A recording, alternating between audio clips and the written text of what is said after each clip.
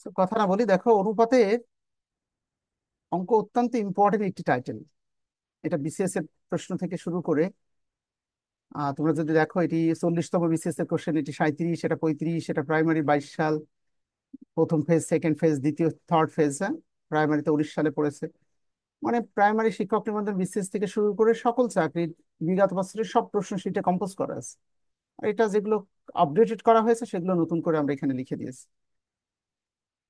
এবার আসো, অনুপাত থেকে যে প্রশ্নগুলো পরীক্ষায় পড়ে তা বেসিক্যালি 3 ধরনের, 6 ধরনের। আমি 6 ধরনের প্রশ্ন, এর প্রথম 3টি টাইপ নিয়ে আমি কথা বলবো। সো অনুপাতের টাইপ 1-এ যেটি পড়াবো সেটি জাস্ট শুনতে হবে, বুঝতে হবে। অনুপাতের মৌলিক ধারণা এবং এর প্রকারভেদ।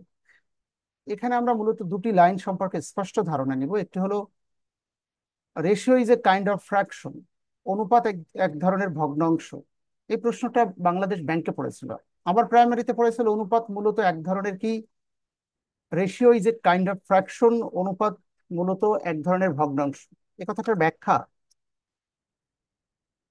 যদি কোনো ম্যাথমেটিক্সে লেখা আছে 2:3, তুমি এটাকে লিখতে পারবে 2/3। প্রশ্নে লেখা আছে পিতা ও পুত্রের বয়সের অনুপাত 5:3, তুমি এটাকে লিখতে পারবে 5/3। কারণ অনুপাত এক ধরনের ফ্র্যাকশন বা ভগ্নাংশ। একইভাবে ভাইস ভার্সা, প্রশ্নে লেখা আছে 1/5, তুমি এটাকে লিখতে পারবে 1:5। ভগ্নাংশ যেমন অনুপাত, অনুপাত একইভাবে একটি ভগ্নাংশ। এটি কেন জানতে হবে? কারণ ম্যাথমেটিক্সকে কঠিন করার জন্য লেখা আছে লাভ হয়েছে ক্রয় মূল্যের, আমি জাস্ট সংক্ষেপে বললাম, লাভ হয়েছে ক্রয় মূল্যের 1/4 অংশ। এখানে লাভ হলো 1 অংশ, ক্রয় মূল্য 4 অংশ। ফ্র্যাকশন আকারে থাকলে অনেক সময় ছাত্ররা বুঝতে পারে না। তো যে ক্ষেত্রে ভগ্নাংশ আকারে থাকে সেক্ষেত্রে অনুপাত আকারে লিখে নেবে। আবার যে প্রশ্ন অনুপাত আকারে লেখা থাকে সেটিকে ভগ্নাংশ আকারে লিখে নেবে। তাহলে দেখবে অধিকাংশ অধ্যায়ের অঙ্ক ক্যালকুলেশন করা সহজ হয়ে যাচ্ছে। আশা করি 1 নম্বর কনসেপ্টটা বুঝতে পারছো। অনুপাত এক ধরনের ফ্র্যাকশন বা ভগ্নাংশ। আরেকটি লাইন জানতে হবে, অনুপাতকে সর্বদাই লঘিষ্ঠ আকারে প্রকাশ করতে হবে। এটা একটি বিধি বা রুলস, ম্যাথমেটিক্সের ভাষায় এটি। অনুপাতকে সর্বদাই লঘিষ্ঠ আকারে প্রকাশ করতে হবে। এই কারণে ছাত্ররা একটি অঙ্ক ক্যালকুলেশন করার পরে মান পেয়েছে 105:216। একটা ছাত্র এটি উত্তর রেখে চলে এসেছে। ইচ্ছা করলে এটিকে কেটে দেওয়া যায়। কোন সেন্সে? কারণ বিধি বলছে অনুপাতের উভয় অংশকে সমান সংখ্যা দিয়ে ভাগ করে ছোট করে দেখাতে হবে। সমান সংখ্যা দিয়ে ভাগ করে বিষয়টা কেমন? উভয় পক্ষকে 2 দিয়ে ভাগ করো, অথবা 3 দিয়ে, অথবা 5 দিয়ে, অথবা 7 দিয়ে। তো এটা জোর 2 দিয়ে ভাগ করা গেলে এটা যাচ্ছে না। 3 দিয়ে ভাগ করা যায় কিনা বলো তো দেখি, তনুশ্রী, টুম্পা, মোহনা, কণা, কে বলতে পারবে? অভিষেক দাস। আরে স্যার যাই, যাই। যোগফলগুলোকে 3 দ্বারা ভাগ যায়। ধন্যবাদ। আমি গত 2 দিন আগে শেখালাম, একটি সংখ্যা দেখে বুঝতে পারবো তা 3 দিয়ে ভাগ করা যায় কিনা। 5 টাকার 1 টাকা, 6 টাকা 3 দিয়ে ভাগ করা যায়। 6 আর 1 7 আর 2 9, 3 দিয়ে ভাগ করা যায়। তো 3 3 9, 3 5 15, 3 7 21, 3 2 6। এটাকে 5 দিয়ে যায়, এটা যাচ্ছে না। এটা 6 দিয়ে, এটা যায় না। আর ছোট করা যায় না, এখন এটাকে উত্তর বলা যাবে। তাহলে দুটো ভাষা আমি শেখানোর চেষ্টা করেছি। একটি হলো অনুপাতকে, অনুপাত এক ধরনের ফ্র্যাকশন বা ভগ্নাংশ, একইভাবে ভগ্নাংশ এক ধরনের অনুপাত। আরেকটি ভাষার কথা বলেছি, অনুপাতকে সর্বদাই লঘিষ্ঠ আকারে প্রকাশ করতে হবে। এটার ব্যাখ্যা, উভয় পক্ষকে সমান সংখ্যা দিয়ে ভাগ করে যত ছোট করা যায়। Is it clear? এবার আসো, অনুপাতের প্রকারভেদ। সরল অনুপাত কোনটাকে বলে? জাস্ট জেনে রাখা, যে অনুপাতের দুটো রাশি থাকে তাকে সরল অনুপাত বলে। একটাকে পূর্ব রাশি বলে, একটাকে উত্তর রাশি বলে। আবার এই অনুপাতকে অনেক ভাবে ক্লাসিফাইড করা যায়। যেমন অনুপাতকে 2 ভাগে ভাগ করা হয়েছে প্রথম একটা দৃষ্টিকোণ থেকে, সেটি হলো লঘু আর গুরু অনুপাত। পজিশনের উপর ভিত্তি করে, মানে মানের উপরে ভিত্তি করে অনুপাতকে 2 ভাগে ভাগ করা যায়। একটি হলো লঘু অনুপাত, আর একটি হলো গুরু অনুপাত। দেখি, খেয়াল করো। আমাদের পারপাস হলো চাকরিতে যে টাইটেল থেকে প্রশ্ন আসে সেই টাইটেল নিয়ে কথা বলা। শীটে লেখা আছে, লেখার দরকার নেই, শুধু বুঝে নাও, শীট দেখে দেখে স্টাডি করে ফেলবে। যখন আমি লিখতে বলবো তখন লিখবে। লঘু অনুপাত, লঘু শব্দের অর্থ হলো মাইনর, ছোট, স্মল পার্ট। লঘু, মাইনর পেনাল্টি, ছোট শাস্তি। দেখো, অনুপাতের দুটি রাশির মধ্যে প্রথম রাশির মান ছোট হলে তাকে লঘু অনুপাত বলে। আবার একই জিনিস, দুটি রাশির মধ্যে প্রথম রাশির মান যদি বড় হয়, একই অনুপাত 3:2 থাকলে এটাকে গুরু অনুপাত বলে। Major penalty, death sentence. এটি কেন ফোকাস করছি, কারণ শিক্ষক নিবন্ধন 2013 সালে জানতে চাওয়া হয়েছিল কোনটা গুরু অনুপাত। তাহলে বলো দেখি সামিয়া, লঘু অনুপাত কোনটাকে বলে? দুটো রাশির মধ্যে প্রথমটা ছোট নাকি বড়? লঘু শব্দের অর্থ ছোট। হলো ছোট, আর গুরু শব্দের অর্থ হলো বড়। সে দুটি রাশির মধ্যে প্রথমটার মান ছোট হলে তাকে লঘু অনুপাত বলে, আর প্রথম রাশির মান বড় হলে তাকে গুরু অনুপাত বলে। আশা করি এই ভাষা দুটোই আমাদেরকে বলে দিবে কোনটা লঘু আর কোনটা গুরু অনুপাত। ব্যস্ত অনুপাত বা উল্টা অনুপাত ইংলিশে বলা হয় রিসিপ্রোকাল। অর্থাৎ উল্টা মানে তো বোঝো, জাস্ট উল্টিয়ে দেওয়া। যেমন 5 একটি সংখ্যা, এর ব্যস্ত অনুপাত কত হবে? দেখো, অনুপাত হতে হলে তো দুটি জিনিসের মধ্যে তুলনা হতে হবে, আর একটা মান লেখা নেই মানে নিচে একটা এক আছে ধরে নিতে হবে। এটা অরিজিনাল অনুপাত 5:1, আর এটাকে ব্যস্ত মানে উল্টে দিলে 1/5 বা 1:5। আমি আবার বলি, বলা হলো 6 এর ব্যস্ত অনুপাত কত হবে? উল্টা অনুপাত। তো নিচে একটা এক আছে ধরে নি, এটাকে উল্টায় দিলে 1/6 হবে, তার মানে 1:6। তো ব্যস্ত অনুপাত বা ইংলিশে রেসিপ্রোকাল মানে উল্টা অনুপাত। হ্যাঁ, জাস্ট টেক দ্য কনসেপ্ট, এখান থেকে প্রশ্ন কম হয়েছে। মিশ্র অনুপাত একাধিক সরল অনুপাতের পূর্ব রাশির গুণফলকে পূর্ব রাশি এবং উত্তর রাশির গুণফলকে উত্তর রাশি ধরে যে অনুপাত তৈরি করা হয় তাকে মিক্সার বা মিশ্র অনুপাত বলে। আমি আবারও বলছি, দুটো লাইন আমরা এখানে তোমাদেরকে মুখস্থ করাবো। উভয় রাশির বর্গকে দ্বিঘ অনুপাত বলে, আর উভয় রাশির বর্গমূলকে দ্বিভাজিত অনুপাত বলে। জানি না শীটের লাইন দুটো লিখে দিয়েছে কিনা, একটু ভালো করে দেখো। তাহলে মিশ্র অনুপাত কোনটাকে বলে? মিক্সার করা। মিউট করে নাও সীমা পারভিন। খেয়াল করো, পরীক্ষায় পড়েছে 2:3, 4:5, হ্যাঁ, আবার 1:2। এর মিশ্র অনুপাতটা কি হবে?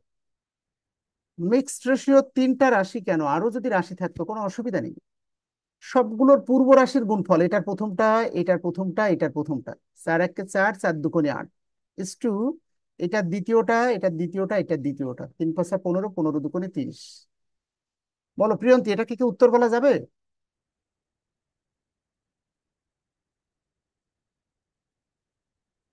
আমরা বললাম অনুপাতের উভয় পক্ষকে সমান সংখ্যা দিয়ে ভাগ করে অনুপাতকে সর্বদাই লঘিষ্ঠ আকারে প্রকাশ করতে হবে, মানে as small as you can do, যত ছোট তুমি করতে পারো।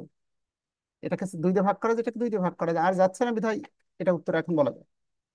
তাহলে মিক্সার করার নিয়ম বুঝতে পারছো সবাই? সবগুলোর পূর্ব রাশির গুণফল ইস টু সবগুলোর উত্তর রাশির গুণফল। প্রথমটাকে পূর্ব রাশি বলে, দ্বিতীয়টাকে উত্তর রাশি বলা হয়। এবার আস, দুটি বিষয় নিয়ে প্রশ্ন করেছিলাম, একটা হলো দ্বিগু অনুপাত আর একটি দ্বিভাজিত অনুপাত। ইদানিং কালে এই প্রশ্নগুলো চাকরিতে পড়ছে, দেখলাম দ্বিগু অনুপাত কাকে বলে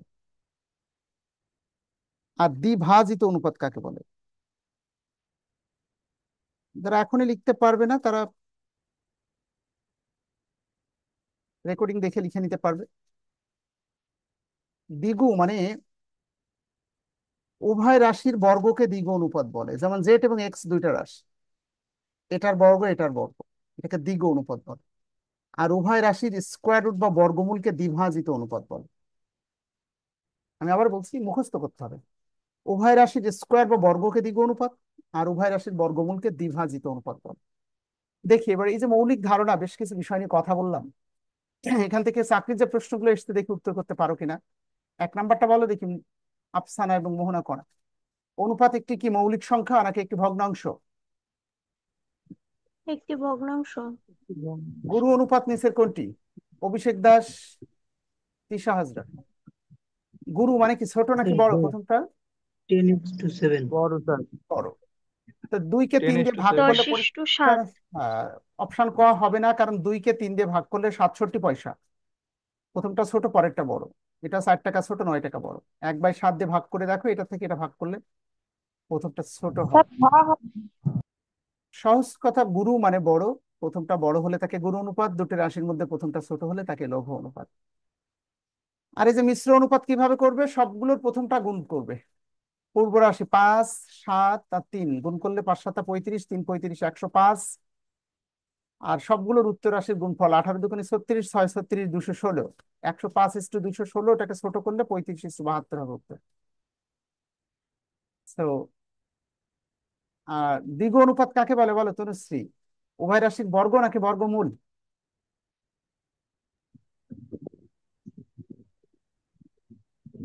দ্বিঘু উভয় মানে রাশির বর্গ। বর্গ, আর দ্বিভাজিত উভয় রাশির বর্গমূল।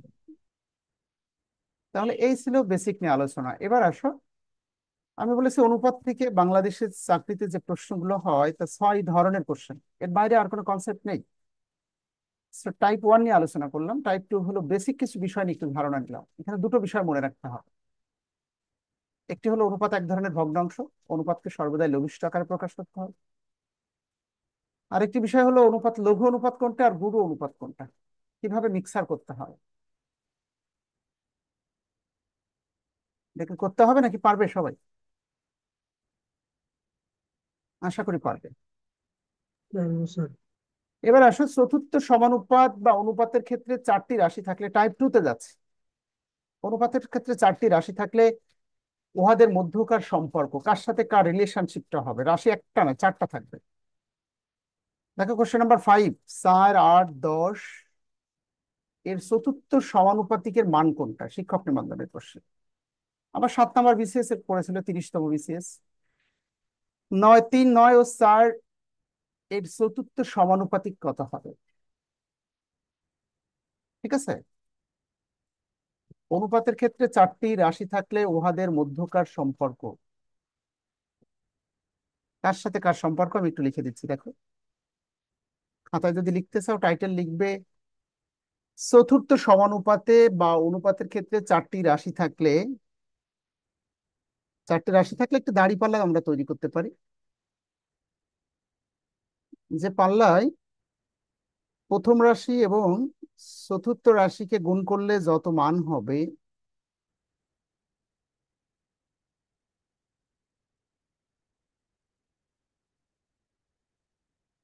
দ্বিতীয় এবং তৃতীয় রাশিকে গুণ করলে সেম মান হবে। প্রশ্নকর্তা যে প্রশ্ন পরীক্ষায় করবে তোমাদের, সেখানে তোমরা দেখতে পাবে 4টা রাশির মধ্যে প্রশ্নে সবসময় 3টা দেওয়া থাকবে, একটা মিসিং থাকবে। উদাহরণস্বরূপ 4:5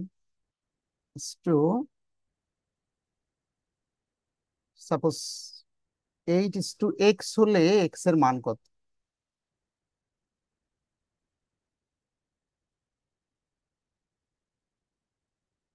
তাহলে এক্ষেত্রে 4টা রাশি, চতুর্থ সমানুপাতে বা অনুপাতের ক্ষেত্রে 4টি রাশি থাকলে কার সাথে কার বন্ধুত্ব বলো, সীমা, পারভিন এবং রাবিয়া অবশ্যই।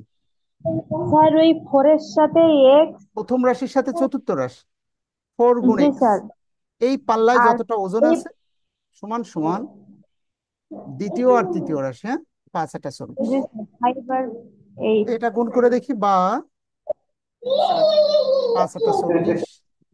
স্যার অতএব 10 হবে এক্স মনে হয় এর স্যার। মান, বুঝতে পারছো সবাই how to calculate? G sir. এই 40কে আমরা গুণ অপোজিটে গেলে ভাগ হয়, 4 দিয়ে ভাগ করলে 10 উত্তর। তাহলে এখন আমাকে করে করে দেখাও দেখি, লেকচার শিটে 2-1টা প্রশ্ন আমরা সলভ করি। শুরুতে কোশ্চেন নাম্বার 5, যেটা শিক্ষক নিবন্ধনে পড়েছে। পড়ো, প্রশ্নটা পড়ে শোনাও দেখি টুম্পা।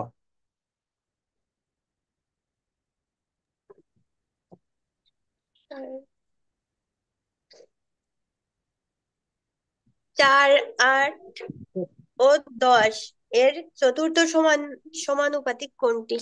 চতুর্থটা মিসিং আছে, যেটা মিসিং থাকবে আমরা সেটা এক্স ধরে নেব। আচ্ছা, 1টা 2টা স্যার 3টা, এর 3 চার স্যার আনসার। নাম্বারটা চতুর্থ সমানুপাতিক কোনটা হবে? এবার সূত্র বলো। Sir B. 4টা রাশির ক্ষেত্রে অনুপাতের 4টি রাশি থাকলে উহাদের মধ্যকার সম্পর্ক, প্রথম রাশি গুণ চতুর্থ রাশি সমান সমান দ্বিতীয় রাশি গুণ তৃতীয় রাশি। 8 10 80, হ্যাঁ। সো 4x সমান সমান 8 10 80। এক্স এর মান 80কে 4 দিয়ে ভাগ করে দিচ্ছে, হ্যাঁ। সবার কাছে কনসেপ্টটা ক্লিয়ার কিনা? তাহলে করে দেখা কোশ্চেন নাম্বার 7 বিসিএস এর কোশ্চেন। তারপর আরেকটা প্রশ্ন একটু কঠিন আছে এখানে। তোমরা এক কাজ করে 9 আর 10 নাম্বার করলেই আমি খুশি হয়ে যাব। 10 নাম্বার আগে আমাকে করে দেখাও, তারপরে 9টা বেঁধে গেলে হেল্প নিবে আমার। 10 নাম্বারটা পড়ো তনুশ্রী। স্যার 10 হবে অ্যান্সার। স্যার 10 হবে। ক্লিয়ার সবার কাছে? চতুর্থ সমানুপাতে বা অনুপাতের ক্ষেত্রে 4টি রাশি থাকলে সম্পর্ক হলো প্রথমটার সাথে 4 নম্বরটার সম্পর্ক। অর্থাৎ প্রথমটা এবং 4 নাম্বারটা গুণ করলে দাঁড়িপাল্লার এক পাশে যতটা ওজন হবে, দ্বিতীয় আর তৃতীয় রাশিকে গুণ করলে ওজনটা সেম ওয়েট হবে। এই ইকুয়েশন সবসময় মিলে যাবে। So 3x equal to sir 30। ক্লাসে বিরতি দিন স্যার। 30কে 3 দিয়ে ভাগ করলে 3 10 30। ঠিক আছে? আচ্ছা, এটি ছিল টাইপ 1 এবং টাইপ 2 নিয়ে কথা বললাম। এবার দেখো টাইপ 2 একটি প্রশ্ন একটু সলভ করে নিয়ে আগে দেখো। কোশ্চেন নাম্বার 9 দেখো, 7 এবং 28-এর মধ্য সমানুপাত কত হবে? এটা আবার ছাত্ররা পারে না। আমরা জানি অনুপাতের ক্ষেত্রে হয় রাশি 2টা থাকবে অথবা 4টা রাশি থাকবে। এখানে দুটো রাশি আছে আর মাঝখানে দুটো মিসিং, বলছে এর মধ্যে সমান দুটো অনুপাত আছে, দুটোই আমরা এক্স ধরে নিলাম। এর মধ্য সমানুপাত দুটো, তার মানটা কত? একটা না, 4টা রাশির মধ্যে দুটো মিসিং আছে। 3টে রাশি তো থাকবে না, হয় 4টা থাকবে না দুটো থাকবে। মধ্যের সমান অনুপাত কার সাথে কার সম্পর্ক? প্রথম রাশি গুণ চতুর্থ রাশি, দ্বিতীয় রাশি গুণ তৃতীয় রাশি। 7 28 196, 7 8 56। এক্স আর এক্স গুণ করলে এক্স স্কোয়ার। ম্যাথমেটিক্সের ভাষা হলো বর্গকে উঠানোর জন্য উভয় পক্ষকে বর্গমূল করো। 14 14 196। সো এক্স এর মান হলো 14। সো বলছে মধ্য সমানুপাত যে দুটো আছে তাদের মান কত? দুটোই 14, 14 14। Is it clear now? তাহলে বোঝা গেল চতুর্থ সমানুপাতে বা অনুপাতের ক্ষেত্রে 4টি রাশি থাকলে হাউ টু ক্যালকুলেট। সব থেকে ইম্পর্টেন্ট টাইপ, আমরা এখনই ফিরে আসবো। ব্রেক দেওয়া মাত্র 1 সেকেন্ডের মধ্যে লিঙ্কে ক্লিক করে ক্লাসে ফিরে আসবো। ঠিক আছে? এটা জুম অ্যাপসের একটি লিমিটেশন, অনলি 1 সেকেন্ড ব্রেক, সাথে সাথে